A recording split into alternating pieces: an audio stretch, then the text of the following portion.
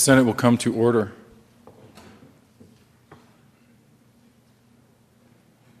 Senator Scott. Majority Leader Scheffel. Thank you, Mr. President. Colleagues, guests in the chamber, please join me in the Pledge of Allegiance. I pledge allegiance to the flag of the United States of America and to the republic for which it stands, one nation under God, indivisible, with liberty and justice for all. Mr. Majors, please call the roll. Senators Aguilar, Balmer, Baumgartner, Carroll, Cook, Crowder, Donovan, Garcia, Grantham, Guzman, Heath, Hill, Hodge, Holbert, John, Johnston, Excused. Jones, Kafalis, Kerr, Lambert, Lundberg, Marble, Martinez Jimenez, Merrifield, Neville, Newell, Roberts, Scheffel, Scott, Sonnenberg, Stedman, Todd, Ulibarri, Woods. Mr. President. Here. With 34 present, 0 absent, 1 excused, we have a quorum. Senator Neville. Thank you, Mr. President. I move that the reading of the journal for March 13th, Friday, March 13th, 2015, be dispensed with and the journal be approved as corrected by the Secretary. You have heard the motion. All those in favor say aye. Aye. Opposed, no. The motion is approved. The journal is adopted. Committee reports. March 12, 2015, Mr. President, the Committee on Education is under consideration as that hearing on the following appointments. Recommends the appointments be placed on the consent calendar and confirmed. Members of the College Invest Board of Directors for terms expiring July 31st, 2018. David Lee Stevens of Denver, Colorado, reappointed. Charles William Kirchhoff of Parker, Colorado, reappointed. March 12, 2015, Committee on Education, after consideration of the Mayor's Committee, recommends the following. Senate Bill 184 be amended as follows and also amended before the Committee on Finance with favorable recommendation. Senate Services. March 16, 2015, correctly printed, Senate Bills 213, 214, 215, and 216, correctly engrossed, Senate Joint Resolution 13, correctly enrolled, Senate Joint Resolutions 11 and 12. Mr. Majority Leader. Thank you, Mr. President. Move that the Senate proceed out of order for a moment of personal privilege for Senator Roberts. You have heard the motion. All those in favor say aye. Aye. Opposed, no. The Senate will proceed out of order. Senator Roberts. Thank you, Mr. President. I ask for a moment of personal privilege. Granted. I would just like to point out we have members of the Colorado Youth Advisory Council in our back corner over here. Hope you recognize your youth council member. If not, please do, if you get a chance, stop over and visit. Don't forget that at noon today, they'll be making their recommendations on the 4 topic areas that they picked. Thanks very much. Welcome to the Chamber. You have a history of producing exemplary work, and we appreciate you joining us. Please welcome them.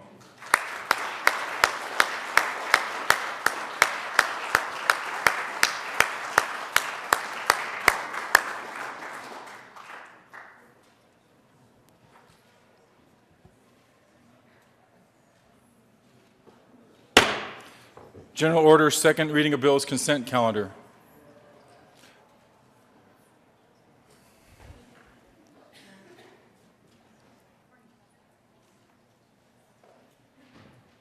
Senator Grantham. Thank you, Mr. President. I move the Senate resolve itself into the Committee of the Whole for consideration of General Order's second reading of bills consent calendar. You have heard the motion. All those in favor say aye. Aye. Opposed, no. The Senate will resolve itself into the Committee of the Whole for the consideration of General Orders second reading of bills, consent calendar. Senator Grantham will take the chair.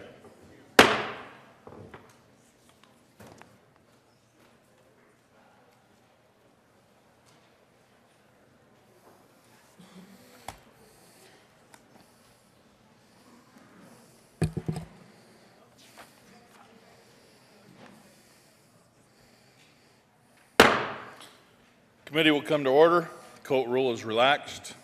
Mr. Majors, would you please read the titles of all the bills on the general orders, second reading of bills, consent calendar? House Bill 1035 by Representative Fields and Senator Cook concerning changes to crime victim compensation. House Bill 1106 by Representative Sane and Senator Sonnenberg concerning the clarification of access by eligible persons to unredacted adoption records that contain identifying information. House Bill 1188 by Representatives Ryden and Primavera and Senator Neville concerning clarifications to the State Vocational Rehabilitation Program. Senate Bill 193 by Senators Neville and Newell and Representatives Tate and Tyler concerning the consolidation of 2 reports that the statewide Internet Portal Authority is required to submit to the members of the General Assembly. Majority Leader Scheffel. Thank you, Mr. Chairman. I move that the committee adopt all the bills on the general order second reading of bills consent calendar, which includes House Bill 1035, House Bill 1106, House Bill 1188, and Senate Bill 193. Ask for an aye vote. Is there any discussion?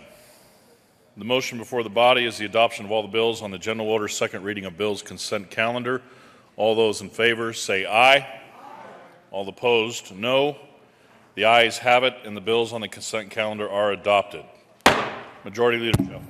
Thank you, Mr. Chairman. I move the committee rise and report. Motion is for the body to rise and report. All those in favor say aye. All opposed, no. The ayes have it, and the motion is adopted. The committee will rise and report.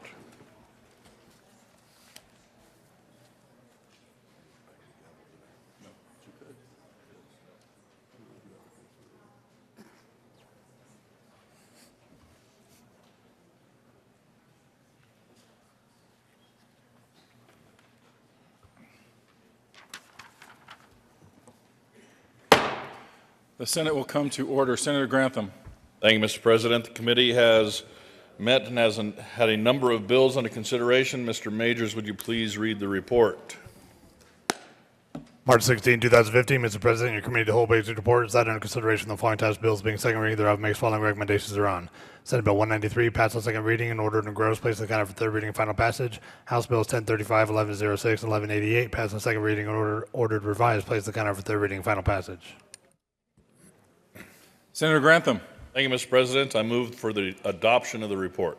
Is there further discussion on the report of the Committee of the Whole? Are there any no votes? With 34 ayes, 0 no, 0 absent, 1 excused, the Committee of the Whole report is adopted. Senate Bill 193 passed on second reading and ordered engrossed and placed on the calendar for third reading and final passage. House Bill 1035, House Bill 1106, House Bill 1188 passed on second reading and ordered revised and placed on the calendar for third reading and final passage. General orders, second reading of bills. Senator Grantham. Thank you, Mr. President. I move the Senate resolve itself into the Committee of the Whole for the consideration of the general orders second reading of bills calendar. You have heard the motion. All those in favor say aye. Opposed, no. The Senate will resolve itself into the Committee of the Whole for the consideration of general orders second reading of bills. Senator Grantham will take the chair.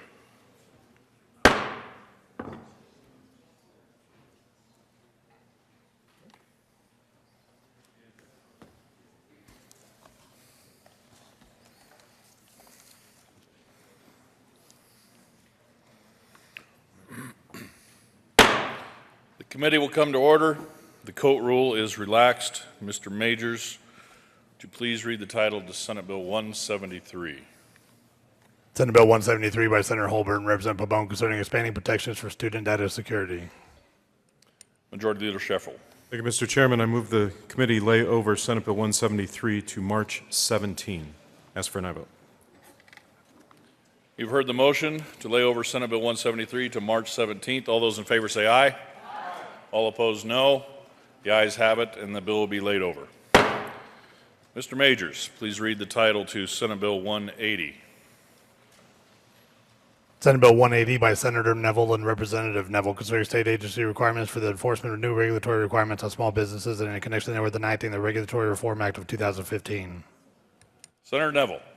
Thank you, Mr. Chair. I move Senate Bill 180 and ask for an aye vote.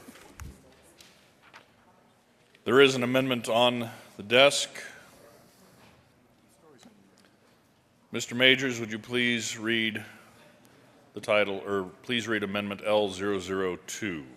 Amendment L002 to Senate Bill 180 by Senator Heath, amend printed bill page 2, line 7, strike 100 and substitute 50, page 2, line 16, strike 100 and substitute 50, page 3, line 9, strike 100 and substitute 50, page 3, line 15, strike safety and substitute. Mr. Heath. Thank you, Mr. Chair. I thought I heard my name called, did I?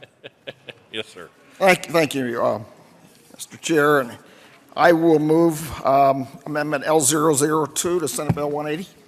To the amendment. Thank you, Mr. Chair. Colleagues, as I think most of you know, I have been a small business person for probably the last 20 years. Came here with a large company, but have been with us and started 2 small businesses of my own, so I think I am cognizant of the issues that small business owners have, having done 2 startups from scratch myself. This is a bill that I propose the amendment that is before you in committee, and let me tell you why I am doing it, and more importantly, what it does. The bill itself, the bill sponsor didn't give an explanation, but the bill itself seeks to allow small businesses who make, quote, minor violations, and this is one of the issues, we don't have a full explanation of minor violations, to basically receive a warning in lieu of a fine. And for me, one of the biggest issues with this bill, it doesn't require any corrective action once that warning is received. So let me just go through what the amendment does.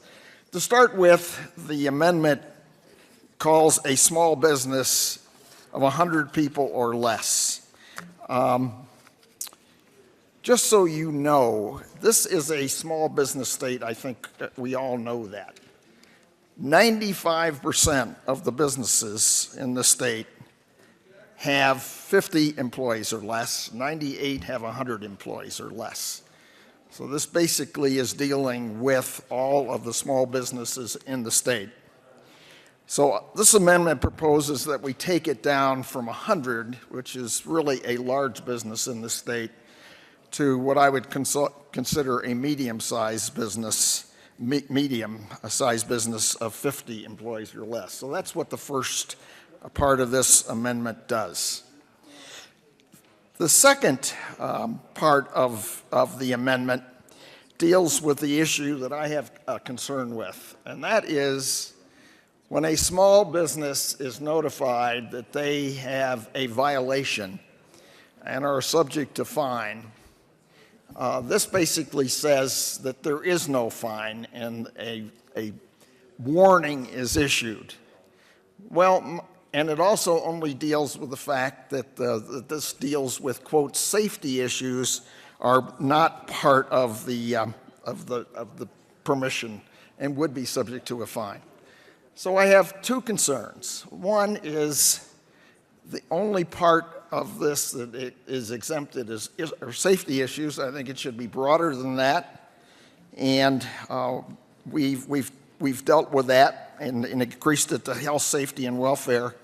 And also I have a concern with the fact that there's no corrective action to be taken. I have no problem with a small business on a minor violation to receive a warning, but it seems to me that a warning is just that, and there should be corrective action. So what this bill does is allows a small business to have 60 days to correct it as opposed to no days, as opposed to not having to correct it at all. And we also, and the bill sponsor and I got into an issue on this one, there is a shall in this bill, and they shall issue a warning, and we know right now that regulatory agencies do exercise some discretion, and that is why I think it still should be a may, and that we give some discretion to the regulatory agencies. So I actually took the may, the shall out, and changed it to a may, thinking this was making it less onerous on small business. And then we've got the word offending in here, and I don't think it's the intent of small businesses to offend. I think it's more not a mission of omission rather than commission. So we took the word offending out, which really doesn't have any substantive, but I just thought changed the meaning. So with that, I would wholeheartedly endorse this bill if we can make these amendments. I think the bill sponsor and I are in agreement that we should do everything we can to make it easier for small businesses. My problem is that when we have violations, albeit minor, that corrective action should be taken. And I think the bill sponsor and I agreed on this. So I would ask that you support Amendment L002. I think it accomplishes the purpose of exempting small businesses from fines, which I think we all want to do, and yet at the same time requires that corrective action be taken when a violation is seen. So with that, I would ask that you support Amendment L002. Senator Balmer. Senator Neville. Thank you, Mr. Chair, and I appreciate the comments and possibly the intent of our distinguished senator, my fellow senator from Boulder. That's interesting to say. But I urge a no vote on on Amendment 2, L002. We heard this in testimony in the committee. A couple of things I want to focus on. First of all, let's take it piece by piece, but I might start kind of at the bottom and work my way up.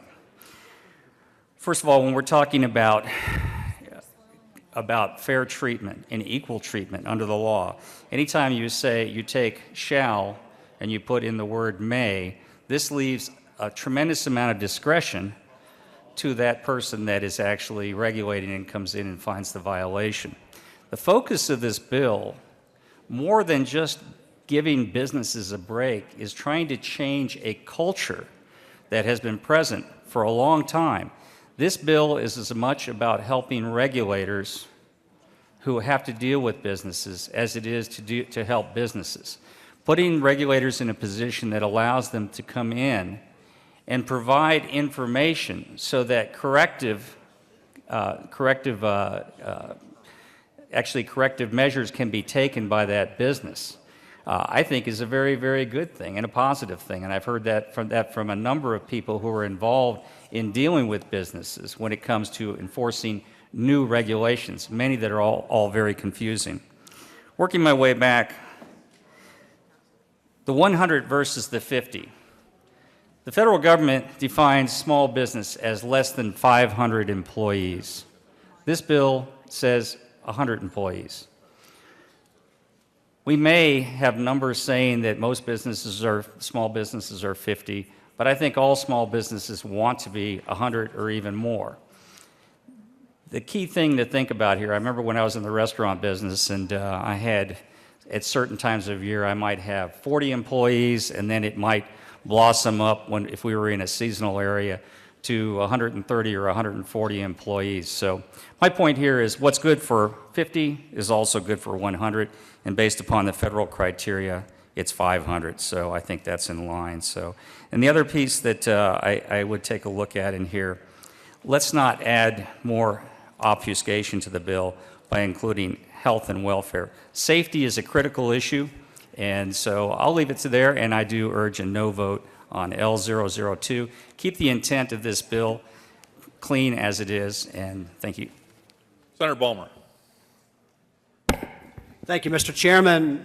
Members, just want to report to you that in the Business Committee, we did hear this exact amendment from the distinguished gentleman from Boulder, and it was defeated with bipartisan opposition, and the bill was approved with bipartisan support. So I encourage you to stick with the way the bill is and vote down Amendment 2. Thank you, Mr. Chairman.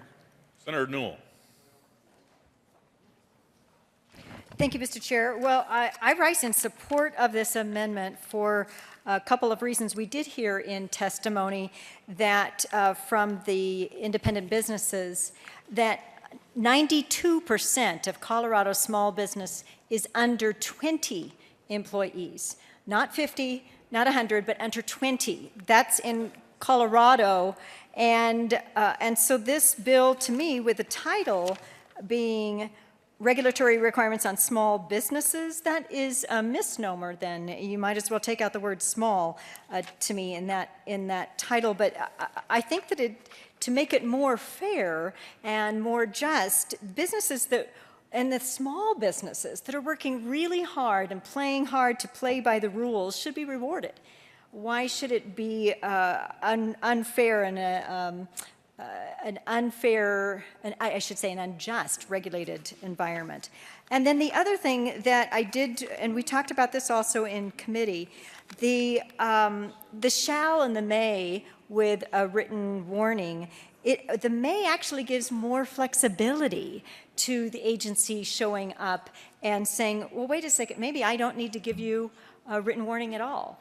Maybe I just need to talk to you about this, and you can have this minor violation fixed right there and then, or within the week, or whatever, and then you don't even have to get a written warning. So I know that we argued back and forth about this in committee a little bit, but I think actually it helps the small businesses if it is a may rather than a shall. So I voted against the bill in committee. I would love to vote for it on the floor today. If this amendment were in there, I would be an aye on the bill. But please vote aye on the amendment. Thank you. Senator Lundberg. Thank you, Mr. Chair. Senate Bill 180 is a great bill. It's good for business. It's targeting small business, or let me say the word smaller business, because really any business that's really in the business of growing and prospering and providing more jobs for the people of Colorado, I hope they don't stay as a small business. I want them to grow. Senate Bill 180 adds a great deal of relief from the regulatory burdens that all of business is suffering under here in the state of Colorado, most particularly those who are smaller to the point that they don't have 3 attorneys on staff at all times to try to sort this often nonsense out. The amendment before you right now, I'll be voting no on, because this is how I would characterize the amendment. It's the big government solution to big government's problem with this bill, which is it puts some limits on big government. This bill will allow businesses to move forward without the heavy burden, or at least as much of the heavy burden of regulation that they suffer under today. It doesn't remove the regulations, but it does soften the blow on the smaller businesses. And yet this amendment, as I say, is the big government solution, which is no solution at all. It's let's keep the status quo, because honestly, we don't want to promote business, we don't want to promote government. That's what I see in this amendment, is promoting big government. I trust that we can get back down to the debate on the merits of the bill, which are immense. But let's not start by diluting the effect initially with this amendment. Senator Heath. Thank you, Mr. Chair. Well, just in comments to those comments, the shall is the big business part of it. The shall basically says to the regulatory agency, they shall issue a written warning. What I have said in this amendment is that they may issue it. So I'm trying to take the big business issue out of this by giving some options to the regulatory person, and as the previous one of my previous colleagues said, basically this allows the regulator to come in, and where something can be cleaned up that day or the next day, there won't be a written warning. So I would say to you, this is not the big government. What I'm trying to do is actually take the big government aspect out of this, which I think the shall is. The biggest part for me, though, however, is if you're gonna, and if the bill sponsor says they shall issue a warning, if you don't require some corrective action after you shall issue the warning, it seems to me basically shallow. It has no impact. So if we're going to shall issue a warning, then we should at least require some corrective action to that warning. And that's fundamentally what this amendment does. If we're going to shall issue a warning, then let's clarify and clear up what the warning was about and have the corrective action taken. So I'm trying to take big government out of this bill as opposed to what the previous speaker said. So that's why I think the may should be in there. But that's not the big issue. The big issue is if you're going to issue a warning, let's have some corrective action. Senator Aguilar. Thank you, Mr. Chair. I rise in support of this bill. I think it's important to remember that what we are trying to protect are our small businesses. Larger businesses often have human resource departments that can help them with this. And I would be able to support this bill with the amendment, and I'd urge an aye vote on the amendment. Senator Neville. Thank you, Mr. Chair. Well, I do appreciate the support that we're seeing, I think, for the intent of this bill coming from the other side of the aisle, and I think it is important. I do believe that we all want to change the culture of how government and business work so that they can work together, so that we can actually get our economy up and rolling, increase employment, increase all those benefits that we know that the private sector provides, including not one small little benefit that the private sector provides, but the private sector pays for every one of us that's here. Every one of us that's here. Without a private sector, a healthy private sector, and we know small business is the generator of that. Regarding the shall or may, understand where we're coming from on this bill. I don't have an issue with a warning to a business if they're in violation of a regulation. However, the shall also requires them, first of all, not to fine that business on the spot for that minor violation, which I believe is a positive move, but to also provide the educational information that's necessary so the business can be in compliance. I think that's a positive. Again, I would urge a no on L002. Is there any further discussion on Amendment L002?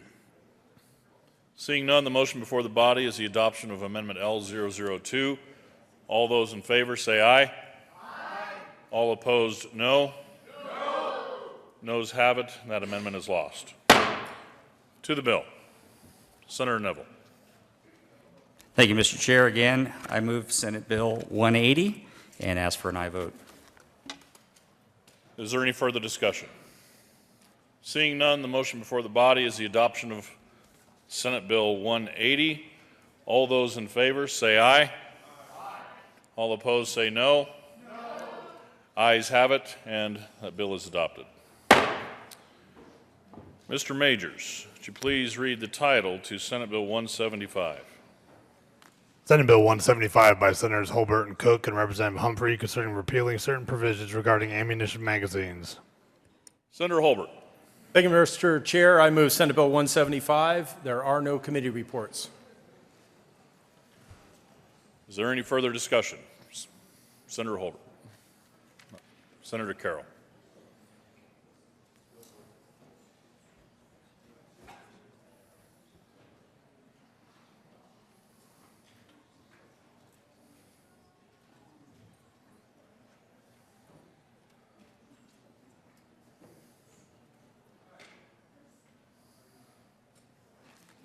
Thank you, Mr. Chair. Members, I stand here today, I oppose Senate Bill 175 that repeals the limit on high-capacity magazines in Colorado. Well, I can't speak for anyone else. I can offer why I supported the original law and why I oppose its repeal. On July 20th, 2012, a madman entered the Aurora Century 16 movie theater mere minutes from my house with a 100-round drum magazine, and in just 90 seconds, shot 70 people and killed 12 people. All of us know what a horrific tragedy that was. And this is a tough time of year for me and those of us in Aurora personally to have to debate this bill, because most of you know that right now Aurora is in the midst, about the midway point in fact, of doing jury selection in the very case for the horrific massacre for the crimes at the movie theater. And that is underway right now as we speak. This ban on high-capacity magazines uniquely addresses not just gun violence, but in particular mass shootings. And mass shootings have become more frequent and more lethal. 100 rounds, 90 seconds, 70 people shot, 12 dead. Every gun death is a tragedy, as is every death at the hands of anyone by any type of violence is always a tragedy. But modern technology has made it easier to kill more people in a shorter period of time than ever before, technology that never existed at the time our framers created this wonderful country. The difference between 10 rounds, 15 rounds, 20 rounds, 30 rounds, or 100 rounds can make all the difference. That time can make all the difference between life and death. That time can make all the difference between whether someone can detain, stop, or take down a shooter or a madman. That time to reload can make all the difference about whether people can run and flee for their lives. That time can make all the difference as to whether someone can call or when they can call police or backup. And that time can make all the difference for law enforcement as to whether they are able to enter and secure a location without walking into a hail of ongoing bullets. 100 rounds. 90 seconds. 90 seconds. 70 people shot, 12 dead. When we debated this previously, there was some discussion about what the right number was. Should it be 10, 15, 19, 20, standard issue? And we settled on 15. But wherever it is, the real debate of this bill isn't about numbers at all. It's about people, real human beings, real lives, people who will never be able to live their lives as planned because of a madman with 100 rounds. This bill is about them and all of the people who knew and loved them. For me, today, my vote is for Petra Anderson, Aiden Avila, Jennifer Avila Arredondo, Brandon Axelrod, Kaylin Bailey, Stephen Barton, Tony Belapando, Christina Blatch, Jonathan Blunk, Alexander, A.J. Boyk, Kelly Bowen, Gerald Brooks, Maria Carbonell, Alejandra Cardona Lamas, Jesse Childress, Shirley Clark, Gordon Coden, Corbin Dates, Kirsten Davis, Louis Duran, Lauren Ellis, Craig Enland, Alex Espinoza, Evan Paris, Jacqueline Fry, Nicholas Gallup, Yosef Garby, Jessica Gawi, Zachary Goldich, Munira Gravely, Eugene Hahn, Gage Hankins, Haley Hensley, Amanda Hernandez Menije, Michaela Hicks, Rochelle Hill, Nathan Juranic, Jasmine Kennedy, Marcus Kazar, John Larimer, Patricia Legaretta, Kelly Lewis, Brenton Loack, Ryan Lumba, Matt McQuinn, Michaela Medic, Caleb Medley, Katie Medley, Angiot Mora, Evan Morrison, Ashley Moser, Veronica Moser Sullivan,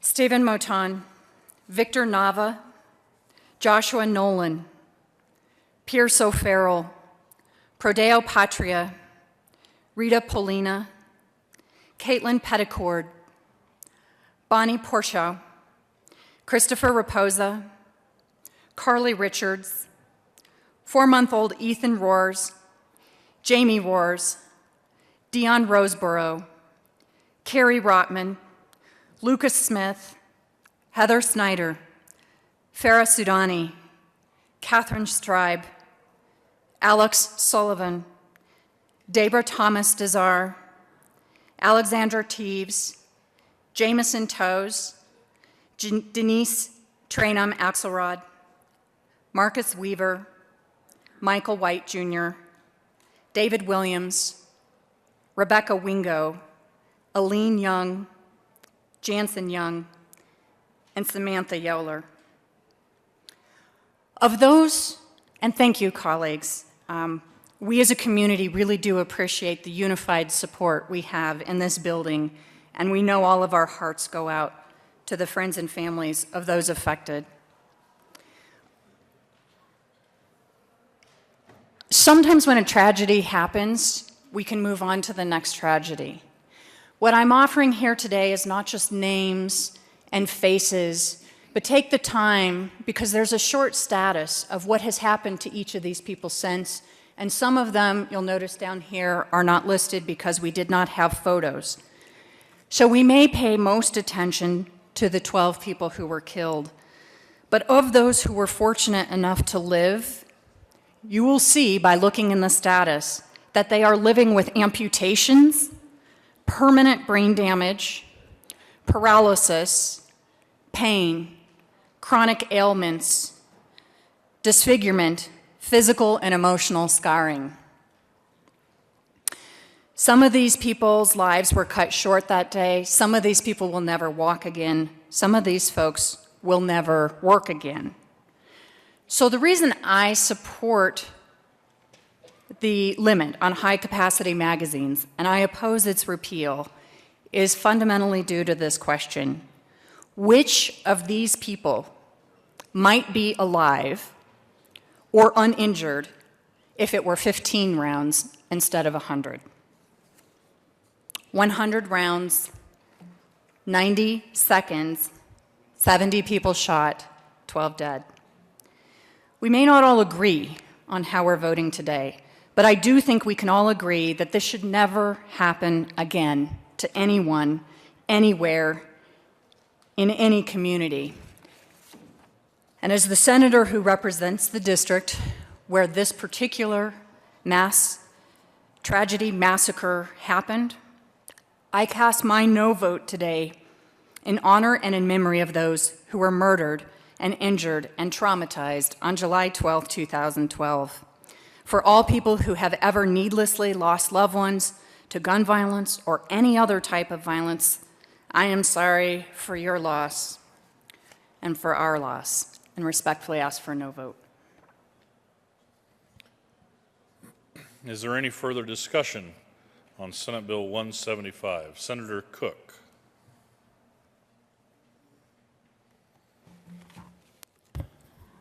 Thank you, Mr. Chair. I too recognize the victims of those shootings, and it is a tragedy. I was in the business of law enforcement for almost 35 years. The key word there was law enforcement. We need laws in the law enforcement world that can be enforceable. The bill we're trying to repeal is not enforceable for many reasons. Many reasons. When I was a sheriff, I came down in 2013 and testified to that fact. And I went around the state and also talked about how unenforceable this bill is. And I had 2 magazines with me. One, I have one right here, that was purchased before the July 1st, 2013 deadline. The other one, since I was in law enforcement, that was purchased afterwards. They're identical. Identical. Now, I'm going to put it behind my back, and I'm going to mix them up a little bit.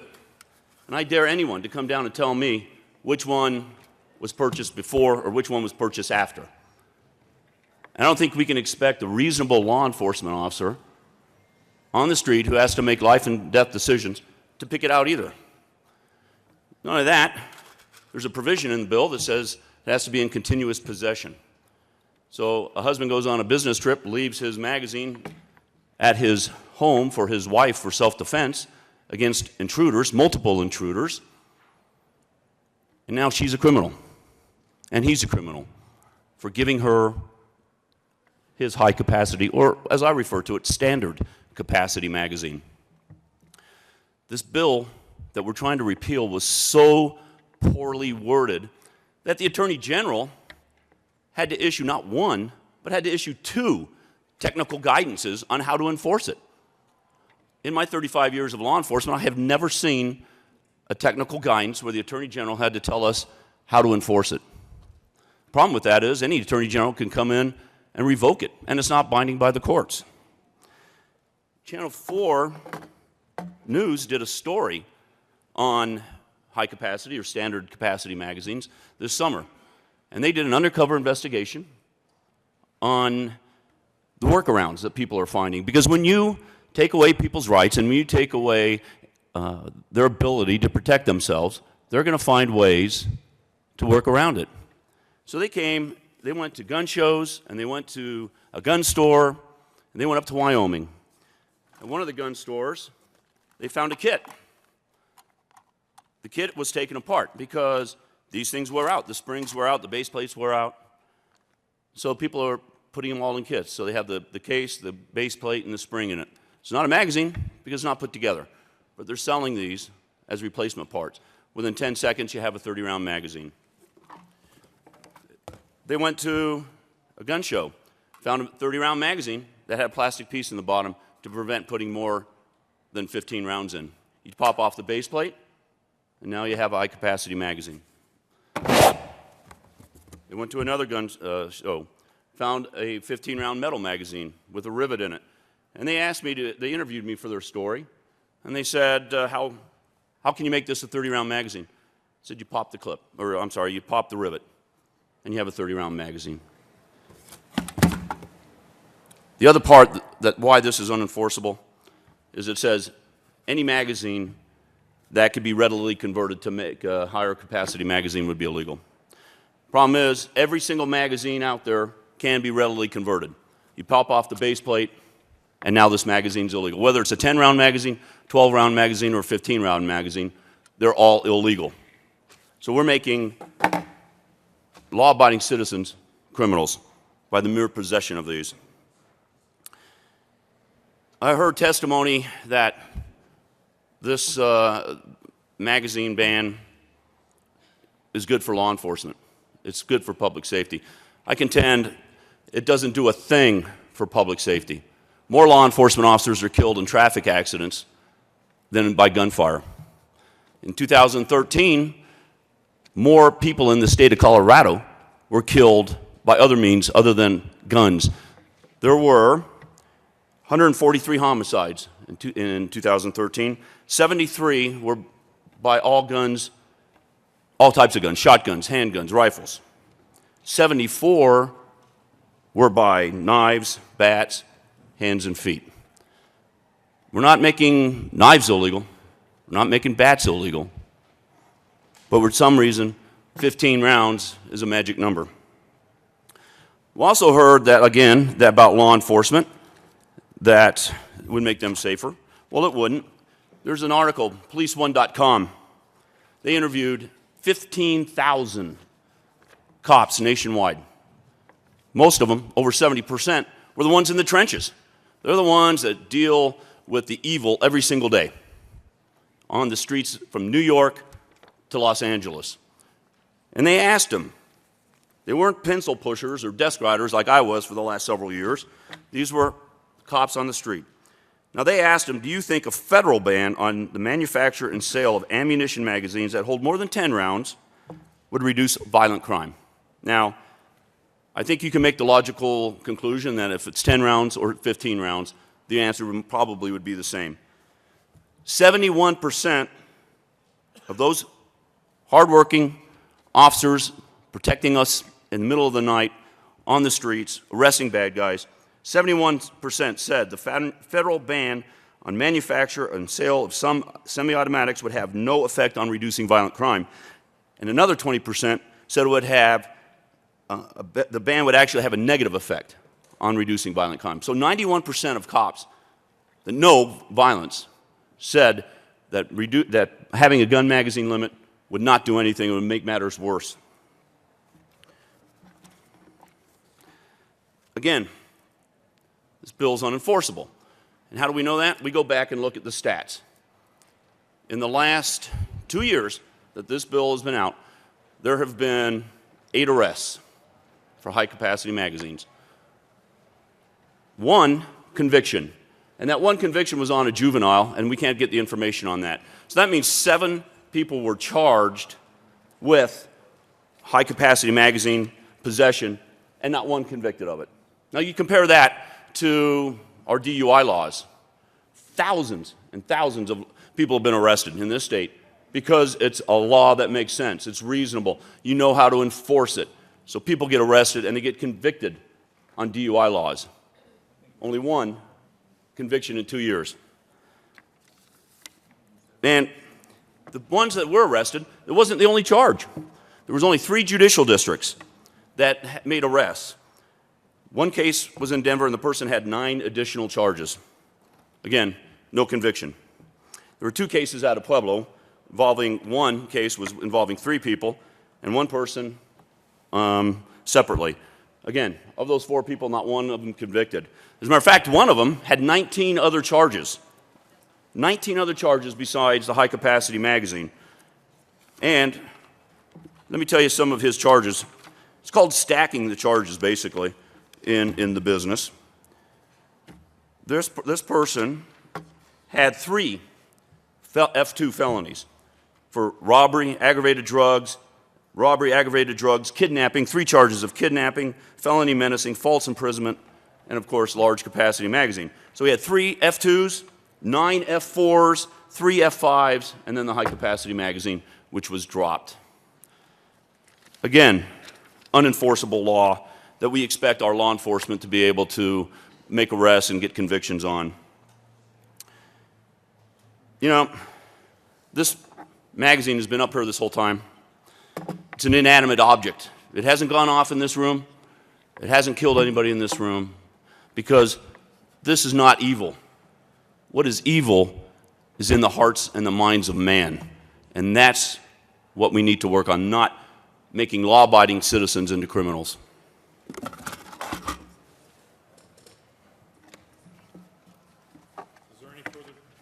Is there any further discussion?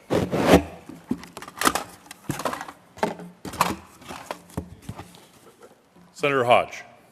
Thank you, Mr. Chairman. I come in opposition to this bill. I oppose this bill because I think there's merit in taking the time to reload.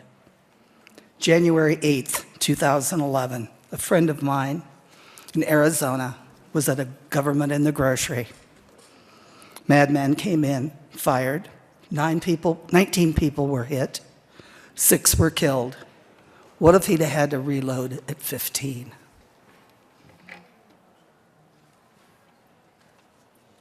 Is there any further discussion?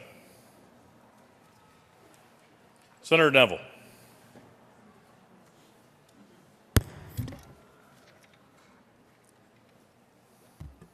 Thank you, Mr. Chair.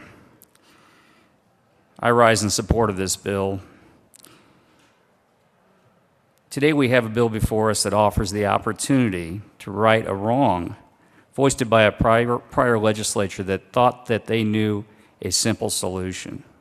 House Bill 13-1224 was passed under the false pretense of protecting the public from a criminal element. Now, there's a political author, James Berg, famously wrote in 1774, no kingdom can be secured, no kingdom can be secured otherwise than by arming the people.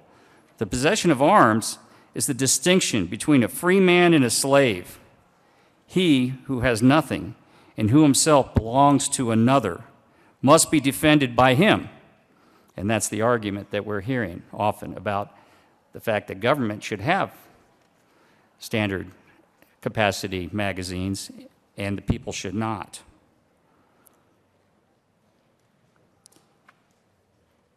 So if that's the case, Mr. Berg said, this man needs no arms, but he who thinks he is his own master and has what he can call his own ought to have arms to defend himself and what he possesses, else he lives precariously and at discretion. And we heard in 2013 from a number of people who thought that this discretion should be left up to government. The question before this body today is whether we treat our citizens and constituents, those who put the trust in us, those who actually put us here to make these decisions, as slaves or as free men. Do we vote for liberty, or do we vote to keep government as the final and sole arbiter of our freedom? That's the question we have. I will be voting as a free man and as one who would be willing to lay down my life to protect anybody in here, and also my constituents. I'll be voting for 175. I hope that I'm joined by you. Senator Merrifield.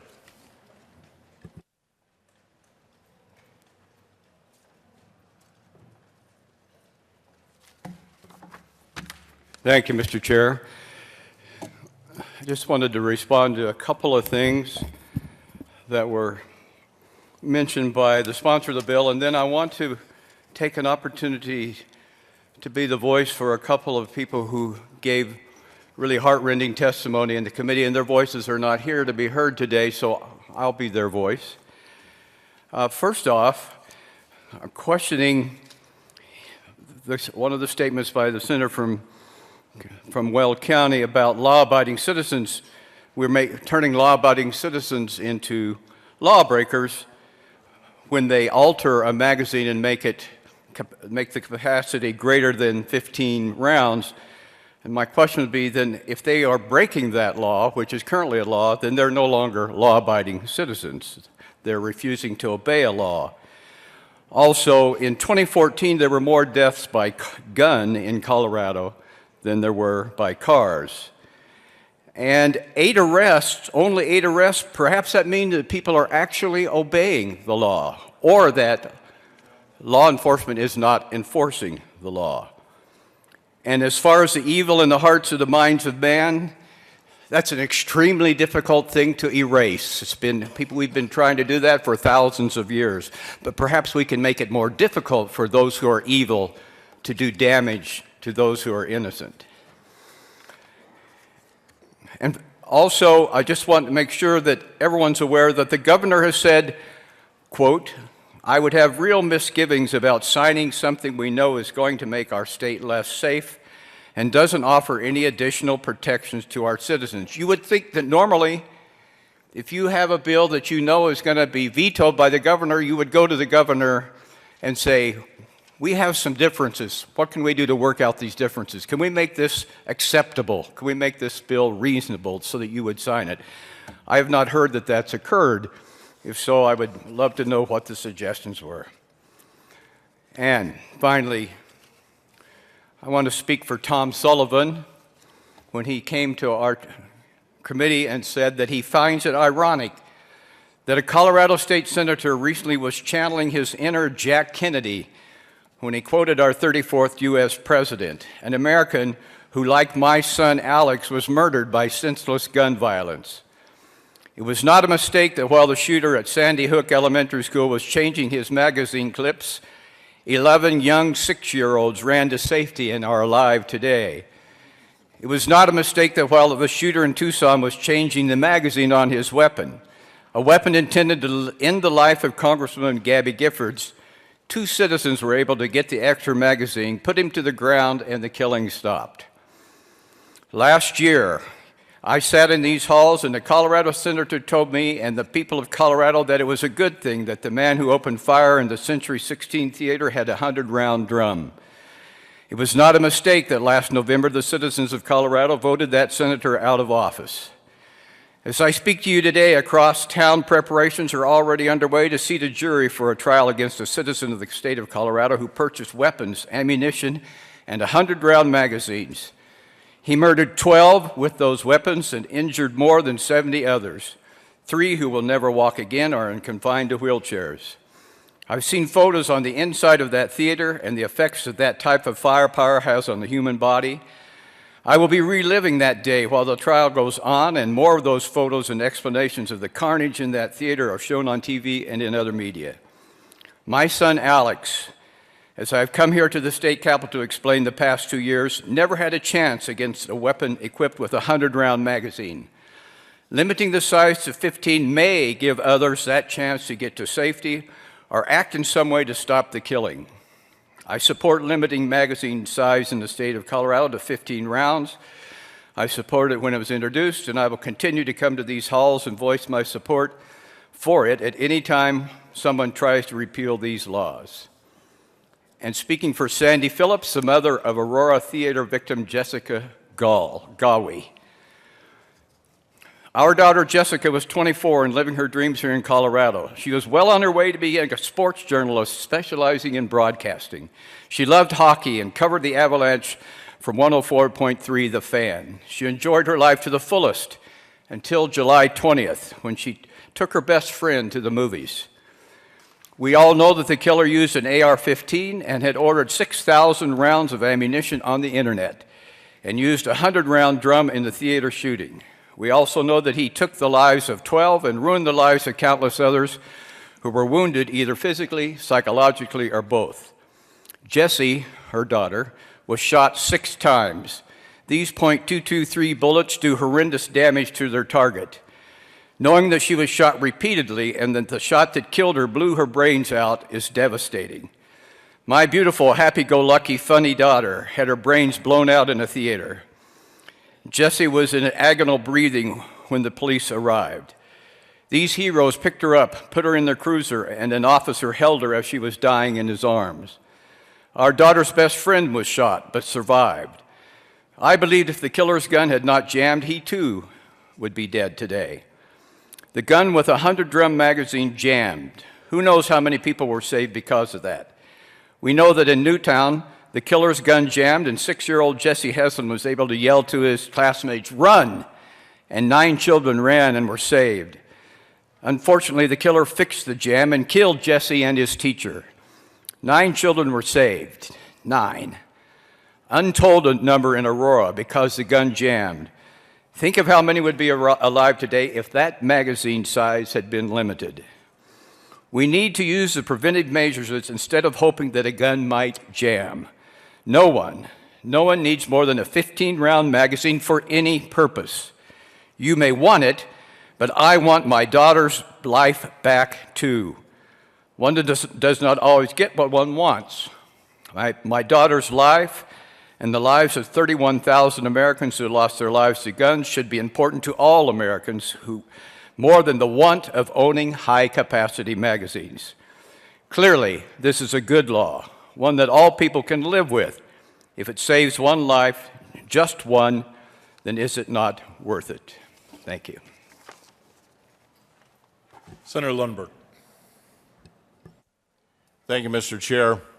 Members, I come down in support of this bill, Senate Bill 175, because it removes from the Colorado statutes a law that I consider to be a cruel hoax. We've been reminded of the tragedies that have occurred here in our state, most notably the Aurora shooting. And when the names of those who had been injured or killed were read, that very first name I recognized. I knew that young lady long before, I don't know, 8, 10 years. I'd known her and her family, worked with them. And as a matter of fact, I'm sure many of you actually knew her because some years later she was an aide to, I believe it was a senator from Colorado Springs who is no longer serving, who termed out. And actually, this particular young lady, I'm grateful to say, was not killed, but had a remarkable, miraculous recovery. But that really drove it home to me what a tragic loss there is when a madman goes through a public venue like that and kills people. But the bill before us today is removing a law that was put in place that's a cruel hoax, because it will not bring any of those people back. It will not fix the harm that was done to any of them. And as we talk to law enforcement, indeed, this morning I talked to my sheriff up in Larimer County, and I asked him, is this law enforceable? His answer was a clear no. There is no effect this law has that they can actually implement. It's not that they refuse to enforce it. It's that it's impossible for them to enforce. The way the law was constructed was to create this dual class, even as a senator from Weld County came up just recently and demonstrated that there's no way to distinguish between those that are legally held and those that are illegally held. And there are millions of those in possession of Colorado citizens today legally. Senate Bill 175 repeals a bad law, a law that's on the books that makes a mockery of the statutory system, because law enforcement cannot enforce them. Must we hold on to that which feels good, which is about the only thing I can see as a justification for maintaining this law? Or shouldn't we just square up to the facts of the matter that a law was passed that does not work? And Senate Bill 175 recognizes that. I commend the sponsors for bringing this forward to simply saying, let's get rid of that which is not functional. That's the real point. The magazine ban has no effect. If it has any effect, it's this. It's to say to the honest citizen, we're going to make sure that you're less armed than the bad guy.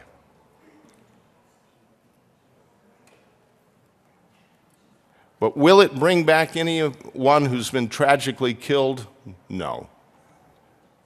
Will it deter the criminal mind from perpetuating their unspeakable acts? No.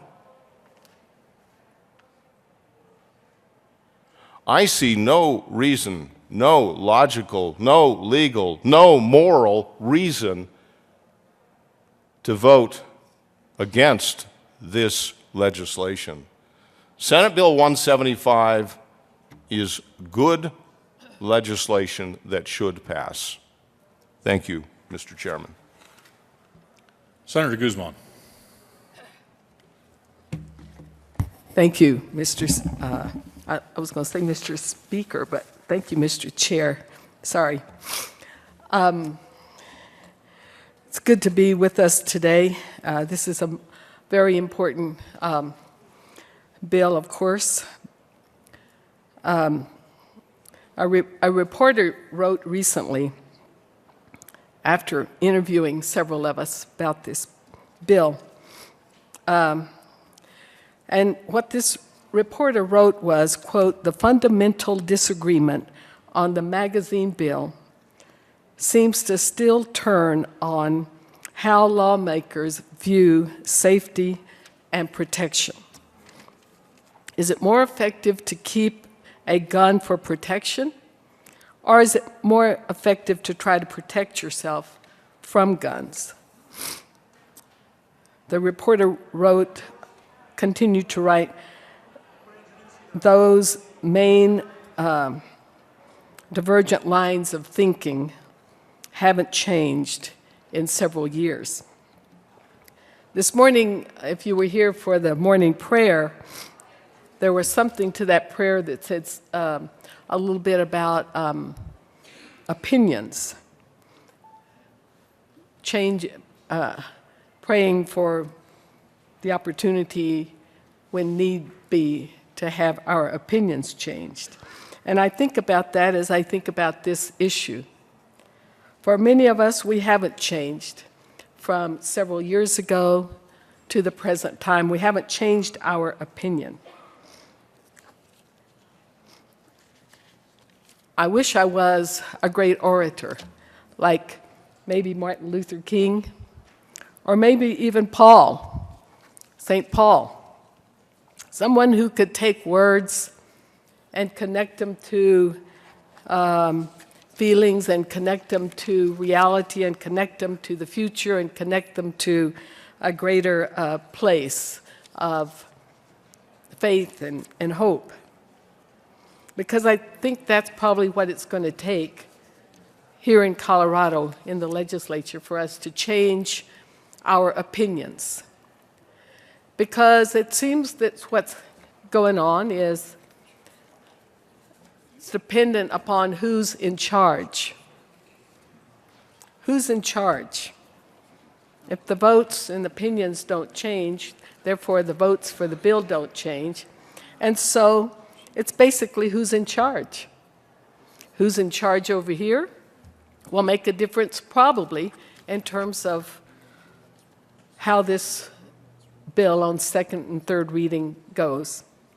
Who's in charge over there will probably make a difference in terms of the outcome of this bill. I think the hard thing for me is to really grapple, as I have been, and speaking with colleagues on both sides of this issue, I have learned a great deal, and I have learned a lot more about why those who feel this is non-enforceable and those who feel it is. I have learned a great deal, and I will continue to keep listening. On the non-enforceable, I disagree with that. I think it's non-enforceable versus uncontrollable. Certainly, there are acts that are uncontrollable. We cannot control everything. The law cannot control everything. The law enforcement folks cannot control everybody. We can't control every single Coloradoan who wants to drive over to Wyoming and buy the magazine that they want that might be illegal here. We cannot control every sense of that. But if someone is found, if they're arrested for whatever reason, or there's a situation where they have these 15 or more items on their body, then law enforcement should enforce that. So I don't necessarily believe it's totally non-enforceable. It is an uncontrollable situation that we have. I've also heard that this, that this is a, quote, feel-good bill. Or that the law, excuse me, not the bill, but the law is a feel-good law. And that it will not bring back those people who've died. Certainly that's true. My father, who was murdered, would not be brought back today just because we would killed the person who killed him. It's not going to bring my father back.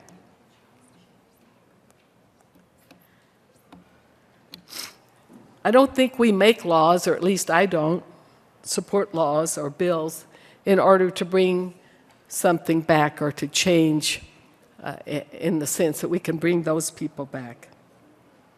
Back in the day when there was the Columbine shooting, I was at the Colorado Council of Churches at that time. And there was no way to bring those 13 people who died back.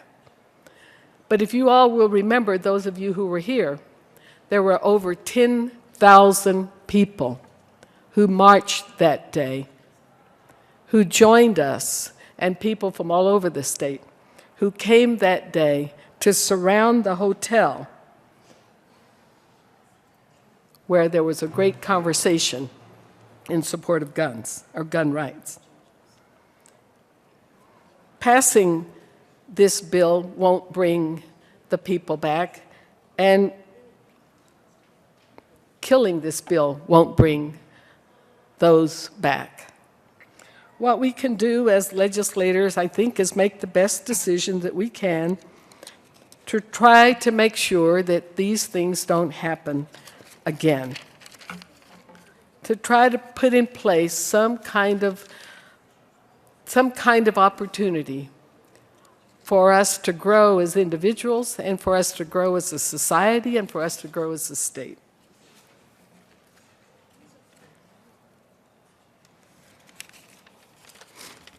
I want to read a few statements that were printed in newspapers over the last few years.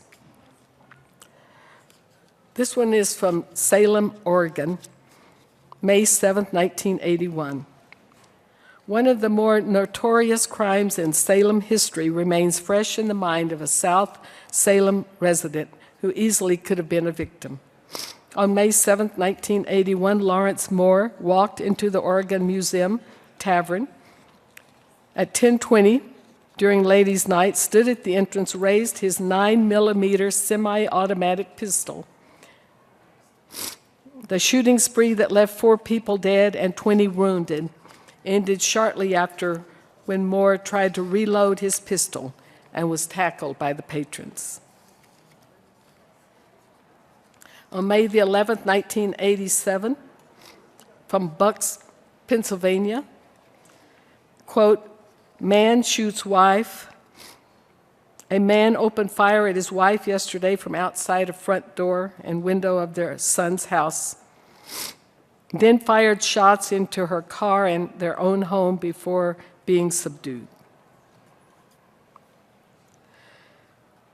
He had fired at least 10 shots from a .30-30 Winchester rifle and was reloading the weapon when 2 police officers subdued him in the street. It seems that as people are as they have to reload, that's when people are able to stop them.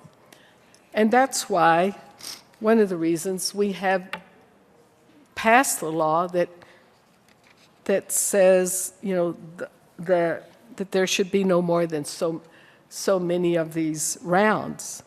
The lower the rounds, hopefully, the better opportunity to save people's lives.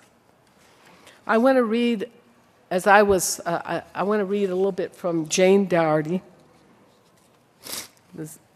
She spoke at the committee, the Judiciary Committee. She said, "My name is Jane Dougherty, and I have lived in Littleton, Colorado for 24 years. I'm representing myself. I'm here to oppose Senate Bill 175. My reason for supporting the ban is very personal. My sister was murdered at Sandy Hook. She was the brave school psychologist whose life was taken while trying to protect her school. Mary and the school principal ran toward the shooter, who was armed with an AR-15 assault rifle and a large supply of 30-round magazines. Mary and Dawn were shot by 11 bullets. They died together on the lobby floor. The shooter made his way into 2 first-grade classrooms where he shot and killed 4 more adults and 20 little children. From the time the doors were locked at 9:30 a.m. until the shooter killed himself, fewer than 11 minutes had elapsed. 26 souls were taken in fewer than 11 minutes. She says, I have read that there is concern that magazine limits offend and punish law-abiding citizens, offend those citizens who own guns. What is truly offensive to me, she says, is that some place more value on dangerous gun accessories than on saving lives. It is us, the family members, that have suffered the ultimate punishment, the senseless murder of a loved one with the use of high-capacity magazines. The purpose of a high-capacity magazine is to shoot many rounds in a short period of time. If the plan is a mass shooting, high-capacity magazines are the killer's choice. A smaller magazine needs to be replaced more often than a larger magazine. This alone leads to short increments of time when intervention could occur and the body count might be less. In fact, she says, in one classroom, 9 children managed to escape when the shooter stopped to reload and a little boy named Jesse yelled, "Run." She goes on to say high-capacity magazines have no place in our communities. They do not belong in civilian hands. They have no justifiable usage than to kill many people in a short period of time. The argument that high-capacity magazines are needed for sports shooting is repulsive. No one needs a 30-round or 100-round magazine for home protection. We all know they are not needed for hunting purposes. After the massacre in Newtown and here in Aurora, she says, Colorado took a stand and passed a sensible law. We must continue to work to reduce the lives taken by gun violence. You, our elected leaders, must stand strong and vote against this dangerous appeal. One last one I want to read from. He was also at the committee. His name is Dan Hoover. He says, I am a Republican. I am a gun owner. I am a hunter, a police officer, and unfortunately, a victim of gun violence. During the last 30-plus years of working in law enforcement, I have seen the worst of man's inhumanity. I've been in a number of critical incidents, had people shoot themselves in front of me, and been shot at a number of times and never appreciated it once. None of the experiences that I was witness to, nor the most violent crime I investigated or helped in the investigation, could prepare me for the pain and anguish that my family has suffered at the hands of an evil criminal armed to the teeth. On the evening of July 19, 2012, I returned home from work after serving a search warrant to find that our yard had been mowed.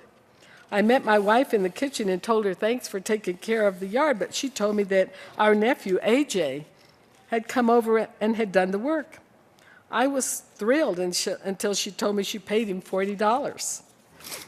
She quickly shut me up by telling me that he had done much more work, and more importantly, I just didn't think that the job was worth that much money.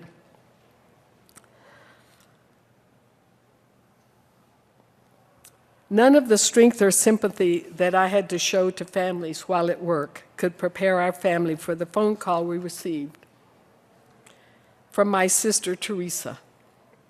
She was screaming in a way only a mother can, who feared and later was confirmed that AJ was one of the 12 beautiful people murdered in the Aurora theater shooting. He was gone. That evening, an evil criminal armed with a weapon equipped with a high-capacity magazine. He had a shotgun and a pistol. He changed forever the lives of hundreds of families. Last summer, two of my colleagues, Officer John Key and Officer Kim Collins, responded to a welfare check. While driving into the area, John's patrol car was lit by a man intent on killing and was armed with a weapon equipped with a high-capacity magazine. John was wounded and almost lost his life. He has fortunately been able to return to work. Kim was also wounded. We know the dangers of our chosen profession. We are policemen. However, the steps that you as our elected representatives take to do have the opportunity to make our communities safer. You can save lives. You can save lives more than I can save lives. You can save lives, those of our own families and your own families, simply by passing the bills and the laws that you can pass. The Colorado Constitution and the Colorado statutes are made up of laws that you, the elected representatives, have passed. I urge you to continue to do that. Pass the laws that my family and my family after me and those who come after us can be proud of who we are as the state of Colorado, which stands firm in seeking safety and equity for all people. We ask that you put yourselves in the place of the future of our children. We ask that you put the cost of human life above that of a firearm or someone who merely wants to have the ability to continue firing without interruption. The number of rounds of ammunition are limited when hunting animals, and humans should have a better chance. How is it that we limit the rounds of ammunition as we're hunting animals, but we don't want to limit the rounds as we're hunting human beings? This was demonstrated in Arizona when a gunman was changing magazines after shooting a number of people at a political gathering. There are currently limitations that have been placed on Coloradans. You cannot serve alcohol to an intoxicated person. You can only purchase a certain amount of Sudafed, and you cannot purchase it without producing an identification. There are daily limitations that are imposed in the name of public safety.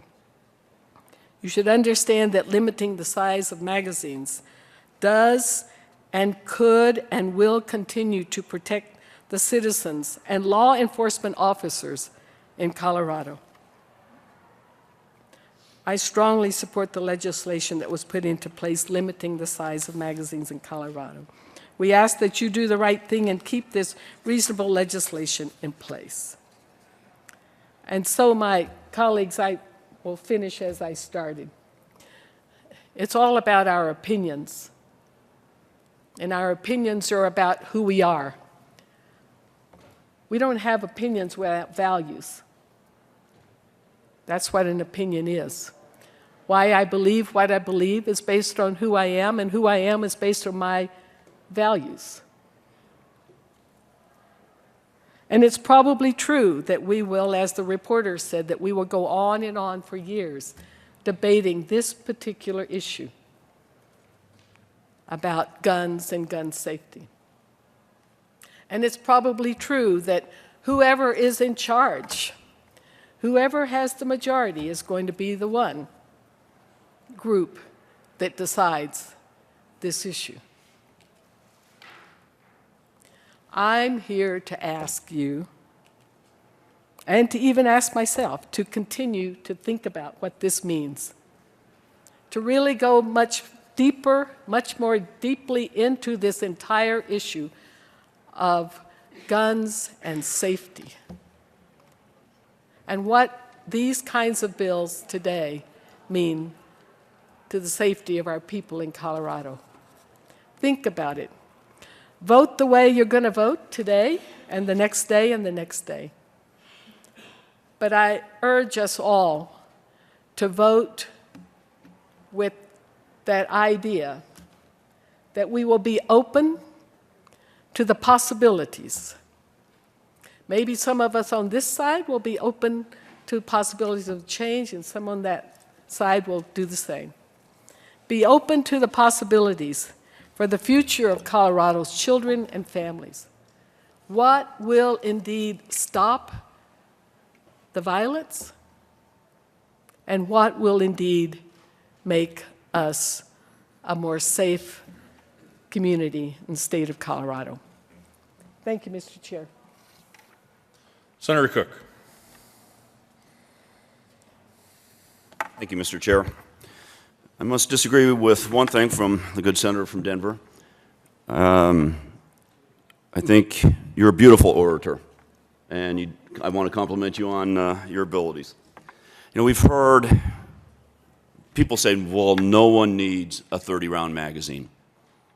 Who are we to tell people how many rounds they need to defend themselves? Who is the government to tell the disabled person that he only can have 15 rounds to fight off 1, 2, 3 intruders that want to break into his home, assault him, and maybe even kill him?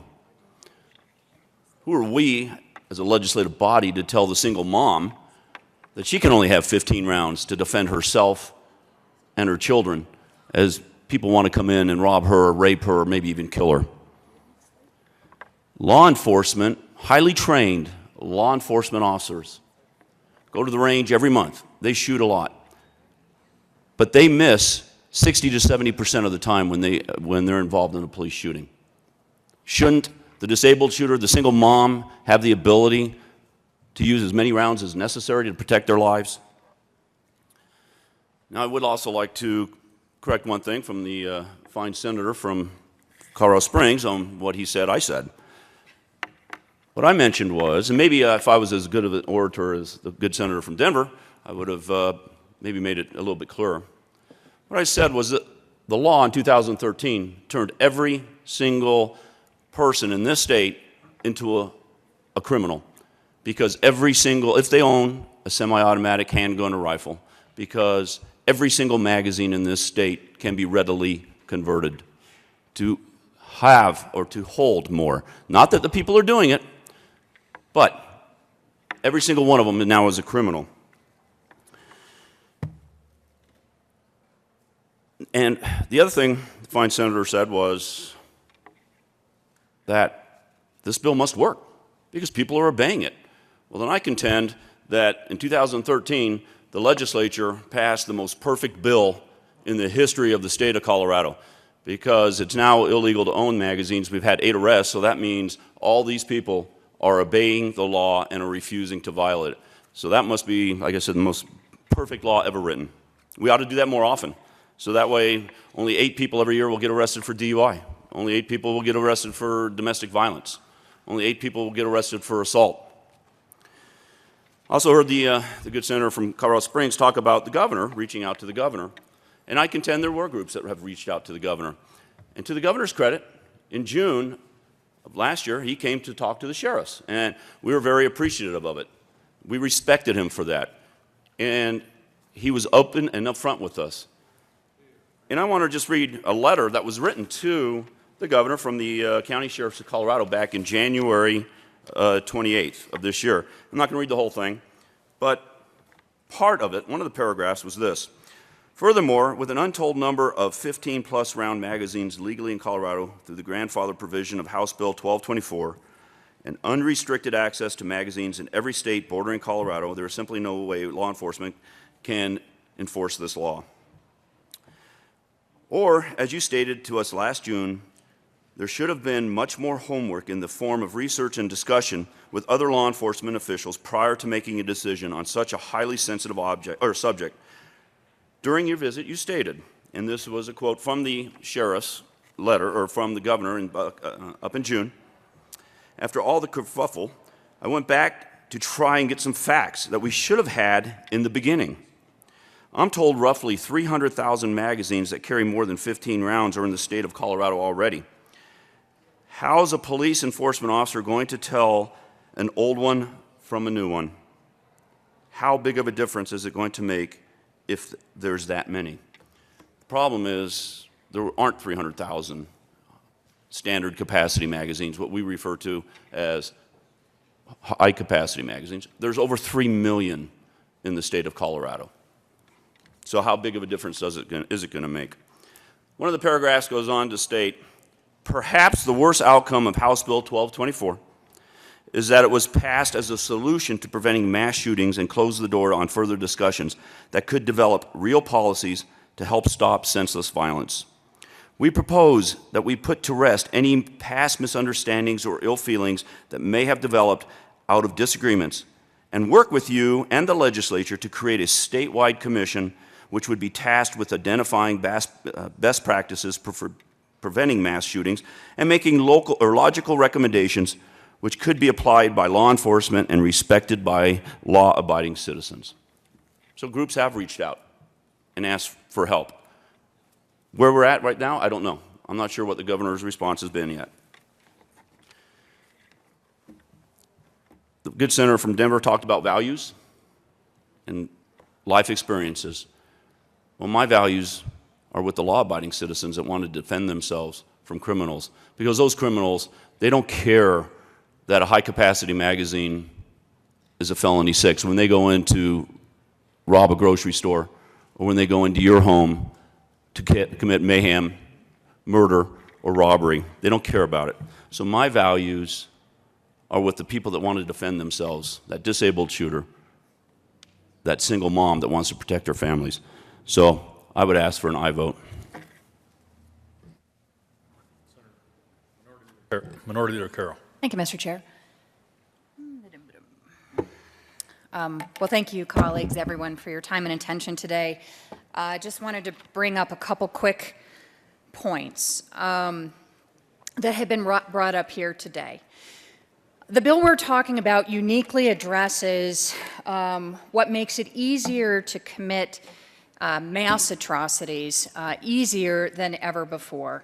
And I think we do all agree that you cannot control what are in the hearts and minds of evil people, but we don't necessarily have to make it easier for them to do that. It was set up here that people hurt people with a bat or a knife, or maybe with their fists, and we don't outlaw that. I would just say that I can run or fight with your bat, and I can run or fight with your knife, but I cannot outrun a bullet.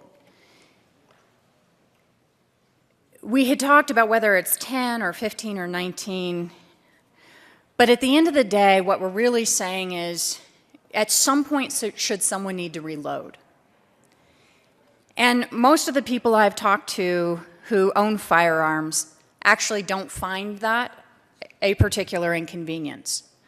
But as we heard up here today, those mere moments may make the difference between life or death, whether we can call law enforcement, whether people can flee or get help. On enforcement, I just bring up one of the titles. This is, of course, basically the bulk of our criminal code right here. Current law has not turned everyone into a criminal in Colorado. It is powerful rhetoric, but it is not true.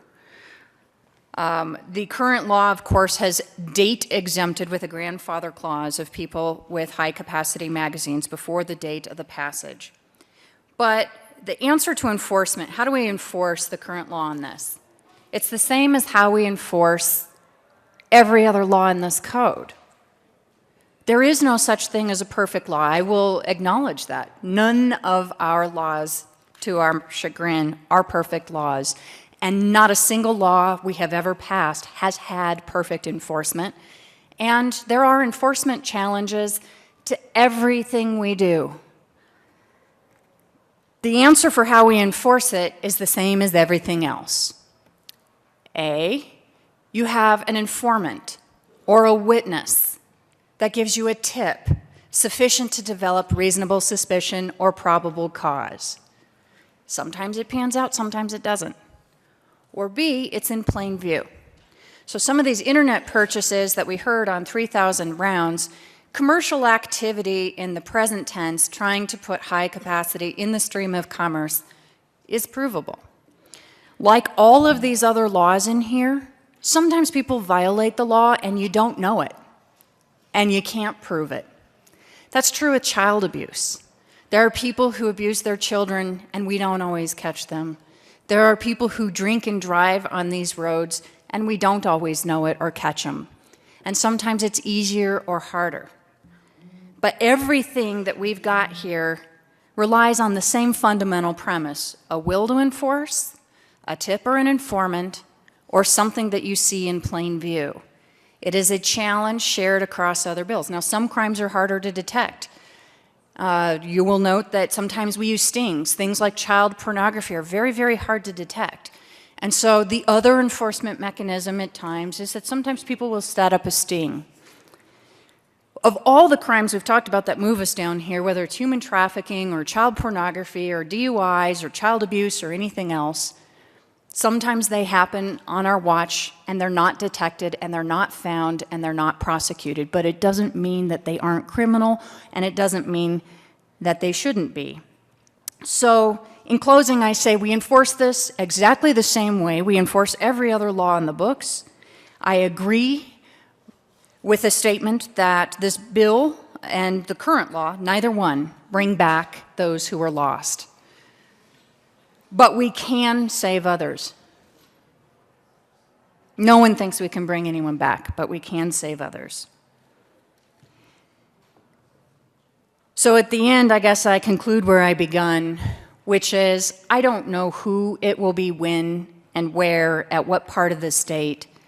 But for me, at the end of the day, this is fundamentally about real people with real lives, forever altered, that just a few mere moments for the inconvenience of a reload may still, in fact, be here with us today if he had had 15 instead of 100 rounds, and respectfully ask for a no vote. Senator Holbert. Thank you, Mr. Chairman. Members, thank you so much for the debate on both sides. To my friend from Denver, the senator, you are such a kind and gentle and wise minister of the legislative process of law and life as a whole. Thank you. To the minority leader, thank you for your tenacious and unblinking defense of what you believe to be right, and the constituents, the people who are affected by a tragedy in your district. To my friend from Colorado Springs, we disagree on some, and we're finding ways to agree on others. And I appreciate so much your passion and your testimony here. To the good senator from Jefferson County, whose sons have served this nation, thank you for standing up for liberty and the Constitution. Thank you all for your input on this bill. In 2013, I sat in the Senate gallery as a member of the House and watched the final third reading vote on House Bill 13-1224. There was a slate of legislation that year, but I thought of the bills that were presented that maybe 13-1224 would be the one to be voted down. That one more senator might hold to the Constitution and the statutes and the principle that we are not set here to determine what's best for the people who send us here. It's our job to represent them according to the Constitution and the statutes. It's not our job to tell the people of Colorado that we trust people who work for government more than the people for whom government works, the people who send us here. The basis of the Constitution is that the people come first. Over and over again, the people have spoken. 2 senators were recalled. Not here to gloat over that, but the people spoke. This bill, that bill, House Bill 13-1224, went a step too far, not toward public safety, but removing the trust between the people and their government, their legislature. I sat there in the gallery as the roll call was made, and the result was 1817. Bipartisan opposition to that bill. Bipartisan opposition in the House, in the Senate. Bipartisan response in the communities after that bill was passed.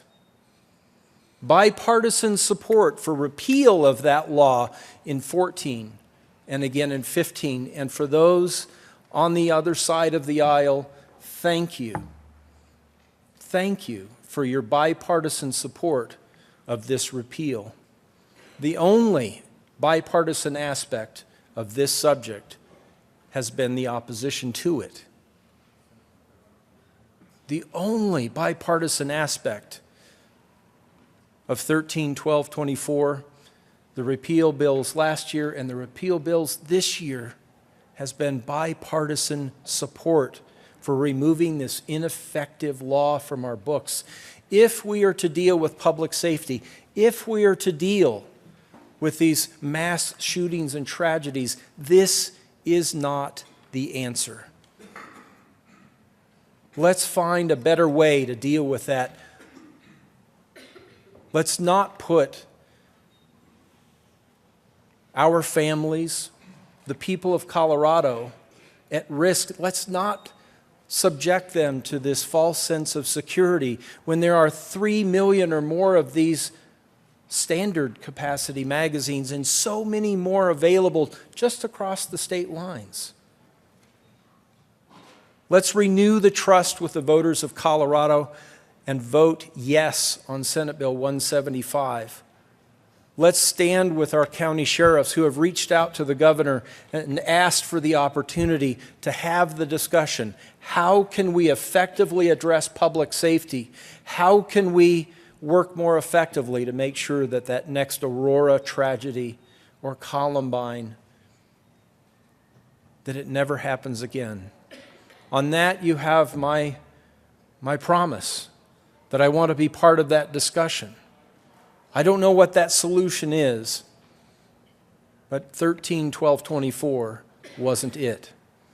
Thank you again, Mr. Chairman, for your indulgence, and members, thank you for your input on this bill. I ask for an aye vote. Is there any further discussion on Senate Bill 175? Seeing none, the question before the body is the adoption of Senate Bill 175. All those in favor say aye. Aye. All opposed say no.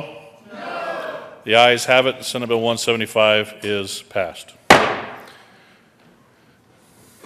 Mr. Majors, please read the title to Senate Bill 135. Senate Bill 135 by Senators Martinez, Huminick, and John concerning modifications to statutory provisions governing urban redevelopment affecting public bodies in connection with urban renewal projects. Majority Leader Scheffel. Thank you, Mr. Chairman. Move the committee lay over Senate Bill 135 to March 20. You've heard the motion to lay over Senate Bill 135 to March 20. All those in favor say aye. Aye. All opposed, no. The ayes have it, and that will be laid over to March 20. Mr. Majors, please read the title to Senate Bill 183. Senate Bill 183 by Senators Hodge and Sonnenberg concerning the quantification of the historical consumptive use of a water right. Senator Sonnenberg. Thank you, Mr. Chair. I move Senate Bill 183 and the committee report from Agricultural, Natural Resources, and Energy. To the committee report. Thank you, Mr. Chair. All we did in the committee was narrow the scope a little bit and strike years of and then conduct occurring as part of the applications pending or filed, just to make sure there was no confusion. Is there any further discussion on the committee report? Seeing none, the motion before the body is the adoption of the Agriculture, Natural Resources, and Energy Committee report. All those in favor say aye. Aye. All opposed, no. The ayes have it, and the committee report is adopted. There is an amendment on the desk. This one is Mr. Majors, would you please read Amendment L003? Amendment L003 to Senate Bill 183 by Senators Scott and Donovan, amend the Agriculture, Natural Resources, and Energy Committee report dated March 5th. Senator Scott. Thank you, Mr. Chair. we're offering this amendment, members, not to create too much angst with the good senator from Adams County, nor the good senator from the suburb of Sterling. However, because of the ramifications of this bill, west of the Continental Divide on the Colorado River Basin in particular, we would ask that you consider this amendment as being a friendly amendment and that we get an aye vote. The concern we have is that these issues need to be settled in water court, and we believe this amendment helps us get there. Senator Scott, would you please move the amendment? Oh, I'm sorry. I move Amendment L003. Senator Donovan. Thank you, Mr. Chairman. I'm here to ask for support of L003. It is important to the Western Slope that if water right has been used for a non-decreed purpose, that a zero is counted for that appropriate time frame. So this amendment would assure that those years of a non-decreed purpose are included as part of a requantification hearing. And for rights that have been purchased years or decades ago and have been held in order to be utilized at a later date when the water was needed to be transported across the Continental Divide, and those requantification hearings are heard, we want to make sure that the entire relevant period for calculating the historic cumulative use of this water right is acknowledged, and that the judge considers all of the decreed use as well as the non-decreed purpose, and that 0 years are included as part of the hearing. And that's what this amendment would allow a judge to do. So I ask for your support of L003. Thank you. Further discussion on Amendment L003. Senator Hodge. Thank you, Mr. Chairman, and I'm asking for a no vote. This has gone through several courts. Part of this is currently at the Supreme Court. But what the amendment does is puts in zeros when you're quantifying a water right, which means that less water would be quantified, which means more water would have to be purchased by a city or a municipality or a water supplier, which puts a further strain on our system. I ask for a no vote. Any further discussion on Amendment L003? Seeing none, the motion before the body. Senator Roberts? Thank you, Mr. Chair. Well, I rise in support of the amendment, and I was trying to figure out what I could say that might sway some of the folks who don't support it. And where I come from is the Western Slope. And I would just say that what this bill does, well, let's say the amendment, what the amendment does is it improves the bill at a time that is critical. We know that we're working on a state water plan as directed by the governor, but the legislature is integrally involved in that as well. This bill is quite divisive to the Western Slope, the folks who live over there. This amendment would help improve it, and I would ask for your support for the reasons that our West Slope delegation has already said. Thank you. Senator Sonnenberg. Thank you, Mr. Chair, and I just want to reiterate that Senator, my good senator from Brighton,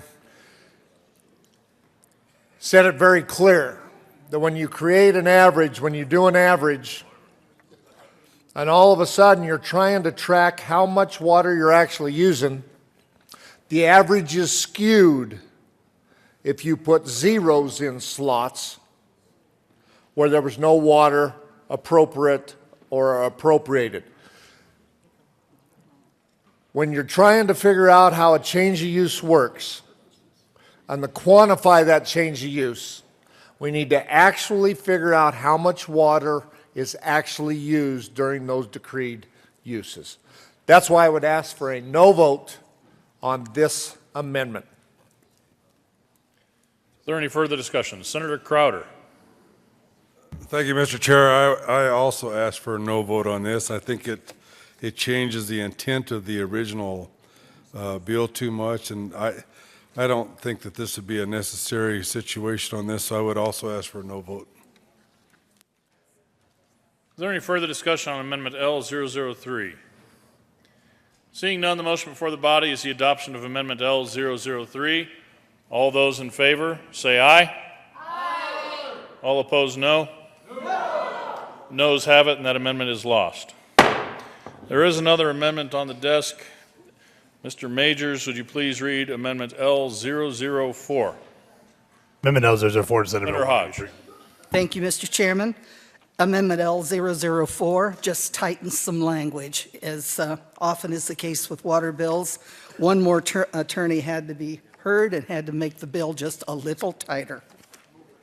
I move L004. Thank you. Thank you, Senator. Is there any further discussion on Amendment L004? Seeing none, the motion before the body is the adoption of Amendment L004. All those in favor, say aye. Aye. All opposed, no. No.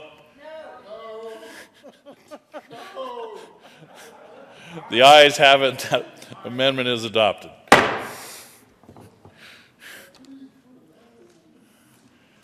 To the bill, is there any further discussion? Senator Roberts. Thank you.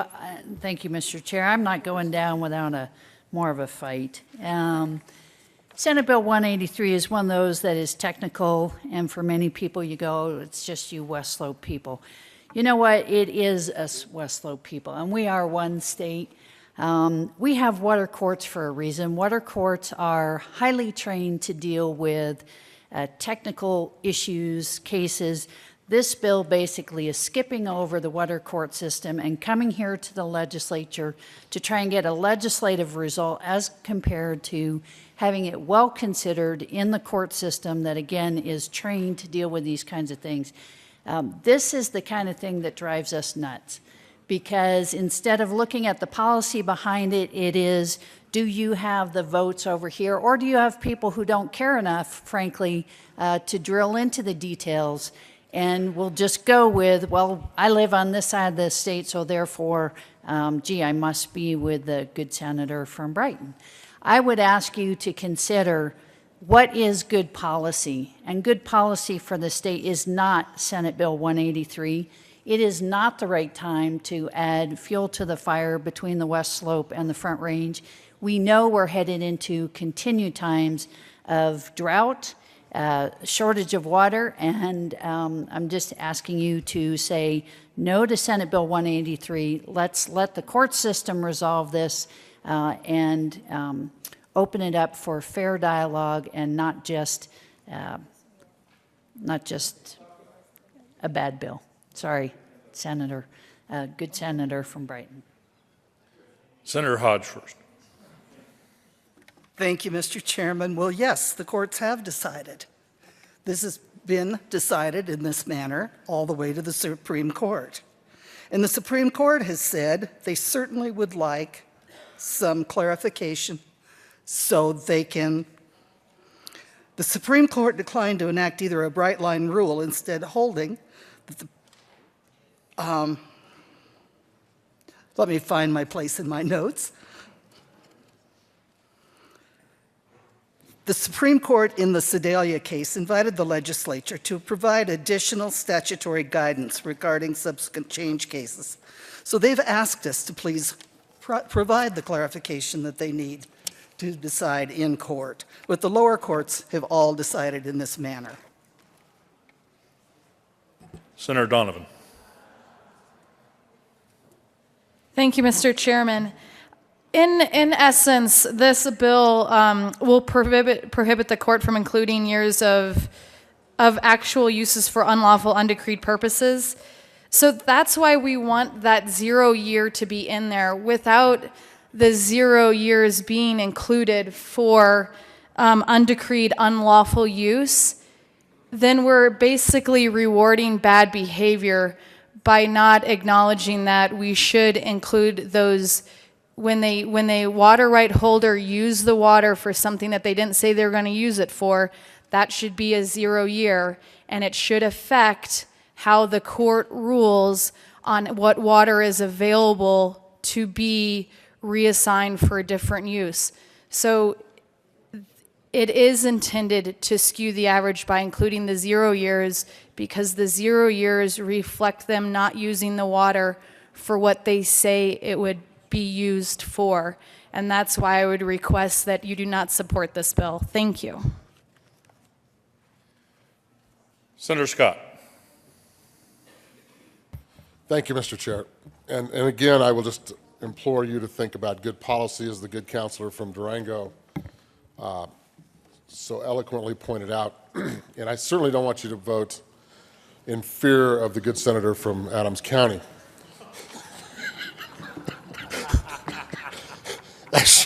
As she is an imposing figure, I understand. But her heart is in the right place. I think it's a policy decision that we have to be very careful of. And again, there's very few experts in water in this building. The good senator from the suburb of Sterling is one of them. I will give him that, but only on the South Platte. He missed my point, but that's normal. Anyhow, I would just ask for a no vote on 183. I think it sets very bad precedents for water collaboration between East and West in the future. Thank you. Senator Sonnenberg. Thank you, Mr. Chair. And let me change a couple of things real quick. We had talked about putting zeros in places of non-decreed or undecreed use. That's actually in the bill that we don't use undecreed use as part of the criteria. You can look on page 2, line 11. Let me just summarize. The good senator from Durango is exactly right. The question here, however, is, do we want a consistent use of water, a consistent means of determining what the volume or what the quantity of that water is when we do a change of use case, as the Supreme Court did in the Sedalia case? And understand that this, as written now, does and codifies that consistent ruling from the Supreme Court, so that other cases are handled in the same way. Understand, and I don't want to give a civics lesson here, but ladies and gentlemen, that's our job as a legislator, to give direction to the court. We are that legislative body in which the court looks to for direction. They look in those statutes, and that's what we're trying to do, is clarify where they have asked us a question on what should and should not be used in quantifying a water right and a change of use. That's why I urge you to vote for Senate Bill 183. Allow the courts, allow the Supreme Court to have consistency in quantifying numbers when it comes to a change of use case. Ask for a yes vote. Is there any further discussion on Senate Bill 183? Seeing none, the motion before the body is the adoption of Senate Bill 183. All those in favor say aye. Aye. All opposed say no. The ayes have it. Senate Bill 183 is adopted. Mr. Majors, would you please read the title to Senate Bill 194? Senate Bill 194 by Senators Neville and Newell and Representatives Tate and Tyler, concerning the Board of Directors of the Statewide Internet Portal Authority. Senator Neville. They can't get that one wrong. Thank you, Mr. Chair. I move Senate Bill 194 and the committee report. To the Business, Labor, and Technology Committee report. Thank you, Mr. Chair. There was an amendment that was offered in Business, Labor, and Technology. Basically, it's a small amendment, but what it did is it changed the necessity for leadership to appoint 2 people from the Joint Technology Committee. And those of us that are on the Joint Technology Committee will see all this information at some point too, so it actually was a favorable amendment in my opinion, and it was adopted. Is there any further discussion on the committee report? Seeing none, the motion before the body is the adoption of the Business, Labor, and Technology Committee report. All those in favor say aye. All opposed, no. The ayes have it, and the committee report is adopted. To the bill. Senator Newell. Thank you, Mr. Chair. Members, this is a dinky little bill that does not add members to the SIPA board. It only allows designees of those appointees to serve and non-JTC members. That's basically all it does. Is there any further discussion on Senate Bill 194? Seeing none, the motion before the body is the adoption of Senate Bill 194. All those in favor say aye. Aye. All opposed say no. The ayes have it, and Senate Bill 194 is adopted. Mr. Majors, would you please read the title of the Senate Bill 202? Senate Bill 202 by Senator Balmer and Representative Pabon concerning the regulation of water conditioning appliances pursuant to the plumbing code. Majority Leader Scheffel. Thank you, Mr. Chairman. I move that the committee lay over Senate Bill 202 to March 17. Motion before the body is to lay over Senate Bill 202 to March 17th. All those in favor say aye. All opposed, no. The ayes have it, and that bill will be laid over to March 17th. Majority Leader Scheffel. Thank you, Mr. Chairman. I move the committee rise and report. Motion before the body is for the committee to rise and report. All those in favor say aye. All opposed, no. Ayes have it, and the committee will rise and report.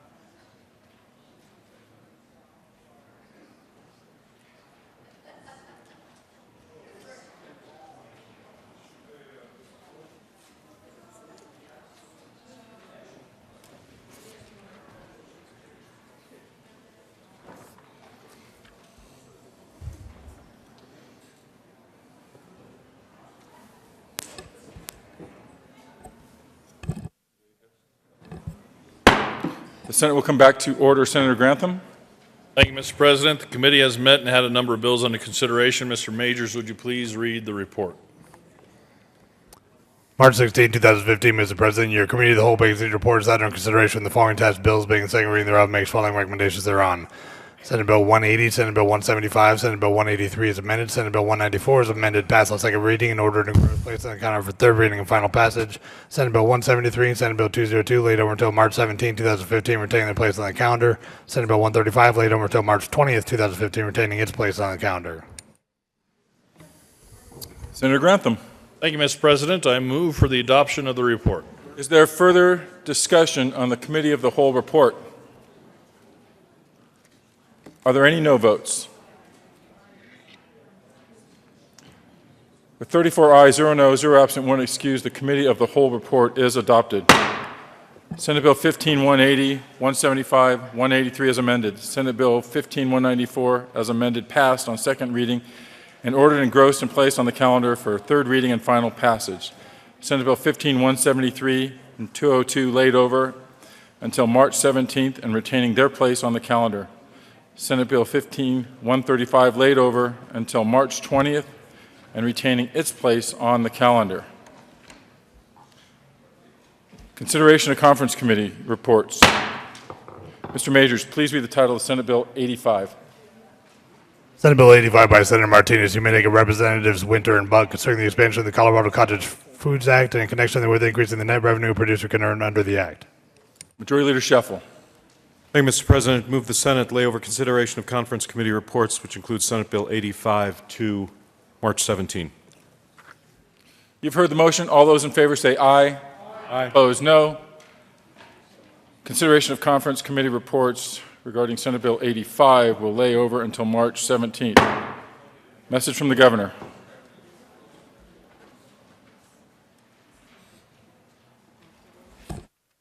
March 13, 2015, Colorado Senate. Ladies and gentlemen, I have the honor to inform you that I have approved and filed with the Secretary of the State the following acts. Senate Bill 10 concerning augmentation requirements for wells withdrawing water from the Dawson Aquifer, I approved March 13, 2015 at 10:27 a.m. Senate Bill 21 concerning the repeal of the Interstate Pest Control Compact, approved March 13, 2015 at 10:36 a.m. Senate Bill 23 concerning the use of an off-highway vehicle to cross a roadway, approved March 13, 2015 at 10:52 a.m. Senate Bill 24 concerning updates to the local government audit law to maintain consistency with audit standards, approved March 13, 2015 at 10:27 a.m. Senate Bill 25 concerning the transfer of an individual's retirement funds to the statewide defined benefit plan administered by the Fire and Police Pension Association, approved March 13, 2015 at 10:27 a.m. Senate Bill 26 concerning the contribution rate for participants beginning membership in the Fire and Police Pension Association statewide defined benefit plan, approved March 13, 2015 at 10:27 a.m. Senate Bill 27 concerning additional authority of the Board of Directors of the Fire and Police Pension Association to assess administrative charges, approved March 13, 2015 at 10:28 a.m. Senate Bill 28 concerning requirements for employee participation in a plan administered by the Fire and Police Pension Association, approved March 13, 2015 at 10:28 a.m. Senate Bill 41 concerning requirement that local governments regulate amateur radio communications in accordance with an existing federal preemption established by the Federal Communications Commission, approved March 13, 2015 at 2:28 p.m. Senate Bill 82 concerning the authority of counties to establish a county workforce development program, approved March 13, 2015 at 10:28 a.m. Senate Bill 108 concerning the direct appropriation of monies for certain programs in the Department of Education, approved March 13, 2015 at 10:29 a.m. Senate Bill 112 concerning the transfer of monies from the general fund to the building regulation fund, approved March 13, 2015 at 10:29 a.m. Senate Bill 159 concerning a supplemental appropriation of the Department of Public Safety, approved March 13, 2015 at 10:29 a.m.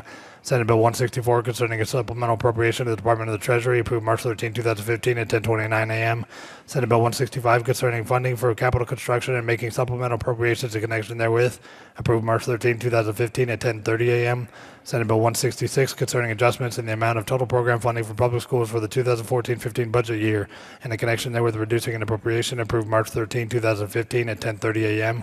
Senate Bill 167 concerning a modification in the monies available to certain departments for the 2014-15 fiscal year for programs that the General Assembly funded in 2014 from state monies collected in connection with the legal marijuana industry, approved March 13, 2015 at 10:30 a.m. Senate Bill 168 concerning a transfer from the Intellectual and Developmental Disability Services Cash Fund to the General Fund for the 2014-15 state fiscal year, approved March 13, 2015 at 10:31 a.m. Senate Bill 169 concerning a transfer from the Department of Public Safety's account in the State Employee Reserve Fund to the General Fund for the 2014-15 state fiscal year, approved March 13, 2015 at 10:31 a.m. Senate Bill 170 concerning a transfer from the General Fund to the Capital Construction Fund for the 2014-15 state fiscal year, approved March 13, 2015 at 10:31 a.m. Sincerely, John W. Hickenlooper, Governor. Message from the House. March 16, 2015, Mr. President, the House has passed on third reading and transferred the revised statutes, House Bills 1245 and 1256. The House has passed on third reading and transferred to the revised statutes, House Bill 1240 is amended, House Bill 1214 is amended, House Bill 1262 is amended. The House has passed on third reading and returns herewith Senate Bill 19. Message from the Reviser. March 16, 2015, we herewith transmit without comment House Bills 1245 and 1256, without comment as amended, House Bills 1214, 1240, and 1262. Announcements. Senator Neville. Thank you, Mr. President. I just needed to let those in the Finance Committee know that tomorrow we are adding Senate Bill 184 to the calendar. Further announcements. Senator Roberts. Thank you, Mr. President. Just a reminder, if you signed up to hear the Youth Council and their recommendations, they are upstairs right now, 356, and they have lunch available, so I hope you might stop by. Thanks. Senator Todd. Thank you, and good morning, colleagues. And not to throw a competition, but just another choice, and that is the Aerospace and Defense Caucus is meeting today at 12 in room 107. So please come and join us. Thank you. Further announcements. Senator Newell. Announcements.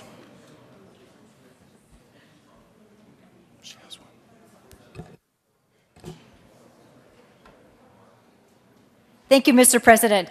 Members, today is Colorado CASA Day. It's court-appointed special advocates, and you do have constituents who are CASA volunteers who are showing up today and asking you to spend just a moment talking about children and how important the protection of the child protection system is, and the efficacy of the child protection system, and hearing their role in it. They would so appreciate just 2 minutes of your time. The outcomes that we have seen for kids in foster care is phenomenal when there is a CASA volunteer involved. In fact, we have seen higher graduation rates. We've seen lower number of moves from house to house with foster care youth when there is a CASA volunteer present. So I entreat you to join in the 30th celebration of CASA, and please join with me in celebrating all of those volunteers across the state who do so much for the protection of children. Thank you. Further announcements. Mr. Majority Leader. Thank you, Mr. President. Colleagues, just one quick announcement. Those of you that were disappointed or felt you'd missed the deadline of March 15 to order apparel for the General Assembly because the website was not working. You're right, the website was not working. Happy to report that it is working now, and the deadline's been extended to March 31st. If you have any questions or difficulties in navigating the website, please see Mr. Panetta. He is an expert at that and has made himself available to help us. But again, it's RockyMountainPromo.com/Colorado. Mr. President, move the Senate adjourn to 9 a.m. Tuesday, March 17. Before we adjourn, I have an announcement. For those of you that have been in the lobby during roll call, you have noticed the chimes. Do you know what they're for? Exactly. Come in to the chamber when you hear the chimes. It's just like a call of the Senate, or you will be marked absent. On that sour note, Mr. Majority Leader. Thank you, Mr. President. Renew my motion that the Senate adjourn to 9 a.m. Tuesday, March 17. Seeing no objection, all those in favor? Aye. All those opposed? The Senate will be adjourned until 9 a.m. St. Patrick's Day.